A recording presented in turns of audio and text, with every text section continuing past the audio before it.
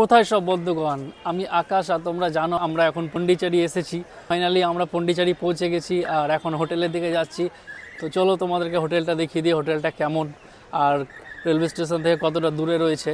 তো আমরা হোয়াইট টাউনে হোটেল নিয়েছি।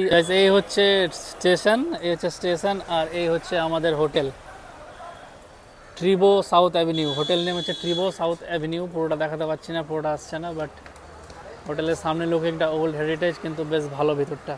এখন বাজে 11টা। তো আমাকে বললো যে 1 ঘন্টা ওয়েটিং করতে। তো ভাবলাম যে বাইরে কিছু খেয়ে নিই। 1 ঘন্টা ওয়েটিং করার পর যাবো রুমে, কারণ আর্লি চেক ইন হয়তো 1 ঘন্টা আগে দিবে। একটাই চেক ইন ছিল, তো 12টার সময় চেক ইন দিয়ে দেবে বললো। এখন বাজে 11টা। তো গাইজ আমরা এখন রুমে চলে এসেছি। তো চলুন আপনাদেরকে রুমটা একটু দেখিয়ে দিই, রুমটা কেমন। তো এই হচ্ছে গাইজ রুম। এখানে সোফা সেট রয়েছে বসার জন্য, আর সোফার ঠিক সামনে রয়েছে টিভি, ফ্ল্যাট স্ক্রিন টিভি আছে। আর এই তো বলতে পারেন সাজাগোজার জায়গা বা মুখ দেখার জায়গা। আর এখানে একটা এসিও রয়েছে গাইজ। এদিকে সোফা সেটের একটা পার্সোনাল এসি রয়েছে। আর এদিকে চলে আসো।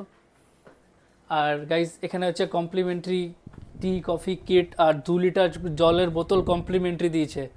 প্লাস এখানেও একটা এসি আছে বেডের জন্য। আর এদিকে ডবল বেড সেট রয়েছে দুজনের ঘুমানোর জন্য। আমরা 3 জন আছি, তো এক্সট্রা ম্যাট্রেস আমাদেরকে দিয়ে দিবে। প্লাস হচ্ছে গাইস আপনাদেরকে ওয়াশরুমটা একটু দেখিয়ে দিই। আর